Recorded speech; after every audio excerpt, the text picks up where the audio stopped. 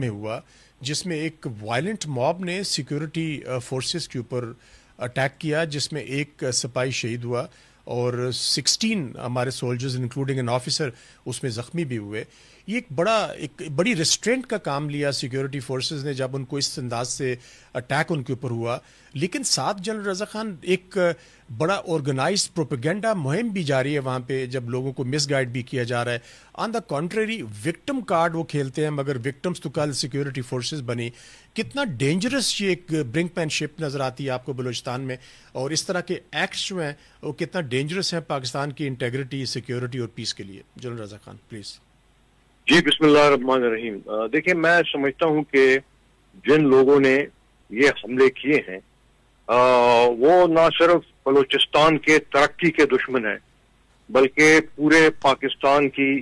ترقی کے دشمن ہیں، اور یہ کوئی وائلنٹ موب نہیں تھا، بلکہ میں سمجھتا ہوں کہ اس کے پیچھے پاکستان کے جو جانے پہچانے دشمن ہیں یقینی طور پر اس کا ہاتھ ہے۔ میں سمجھتا ہوں کہ اس طرح کے جو حملے ہیں اس کے ماسٹر مائنڈز کو نکالنا، ان کو آئیڈینٹیفائی کرنا، ان کو قوم کے سامنے لانا اور ان کو بے نقاب کرنا اور ان کو قرار واقعی سزا دینا نہایت لازم ہے۔ یہ میرے سمجھ سے بالا تر ہے کہ اگر کوئی چھوٹی سی کوئی ایک آرگنائزیشن ہے، چاہے وہ بلوچ یکجہتی کونسل کے نام سے ہے یا اس کی کسی اور ایکسٹینشن کے نام ہے، پتہ نہیں وہ رجسٹرڈ بھی ہے یا رجسٹرڈ نہیں ہے، وہ کیسے جو ہے اتنے لوگوں کو اکسا سکتے ہیں؟ تو یقینی طور پر میرے خیال میں یہ ایک بہت بڑا سازش ہے پاکستان کی سلامتی کے لیے اور پاکستان کی اکنامک ڈیولپمنٹ کے لیے۔ دیکھیں، گوادر کے اوپر اور سی پیک کے اوپر ایک نیشنل کنسنسس بنا ہوا ہے، اسی طرح رکو ڈیک کے ڈیولپمنٹ کے اوپر ایک نیشنل کنسنسس بنا ہوا ہے۔ تو جو لوگ اس کنسنسس کو بگاڑنے کی کوشش کر رہے ہیں، میں سمجھتا ہوں وہ بالکل پاکستان کے دشمن ہیں، اور اگر کوئی ان کے حمایتی ہیں، چاہے وہ قانونی حمایتی ہیں، چاہے وہ ان کے مالی مددگار ہیں یا ان کے سمپتھائزر ہیں، میں سمجھتا ہوں کہ یہ اسی طرح کے جرم میں یہ پوری طرح یہ شامل ہے، اور اس کے اوپر انفارچونیٹلی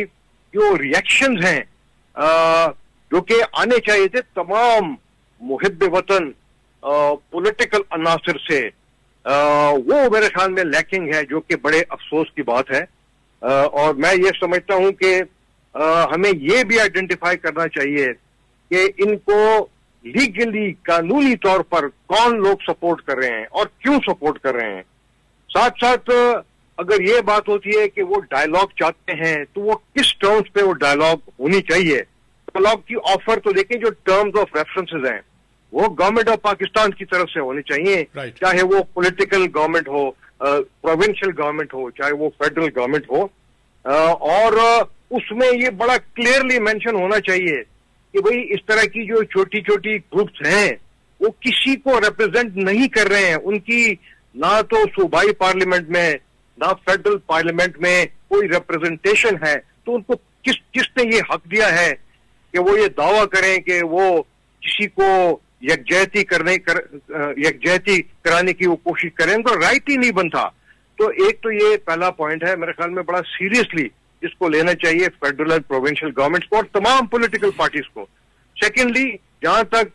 یہ جو ڈیجیٹل ٹیررسٹ ہیں یا جو سوشل میڈیا واریئرز ہیں، اس پہ پہلے بھی ہم بات کر چکے ہیں، تو یہ تو اس طرح کے موقع کی تلاش میں ہوتے ہیں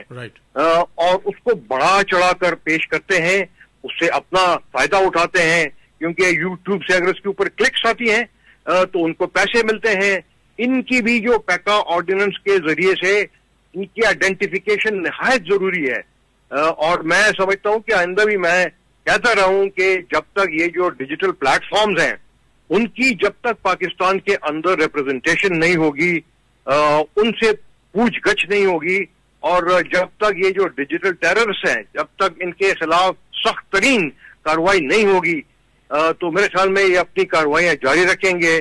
اور یہ جو واقعہ ہوا ہے نہایت افسوسناک ہے، اور میرے خیال میں نہ صرف پاکستان کے لیے بلکہ پاکستان، چائنا، ایران، علاقے کے تمام ممالک، یہ جو BRI کے جو کمپوننٹس ہیں ان ساروں کے لیے یہ میرے خیال میں ایک بڑا سیریس واقعہ ہے، اور اس کو بہت سیریسلی لینا چاہیے. اور میرے خیال میں یہ نہ صرف آرم فورسز کا کام ہے بلکہ یہ فیڈرل، پروونشل گورنمنٹس اور تمام پولیٹیکل پارٹیز کا بھی کام ہے.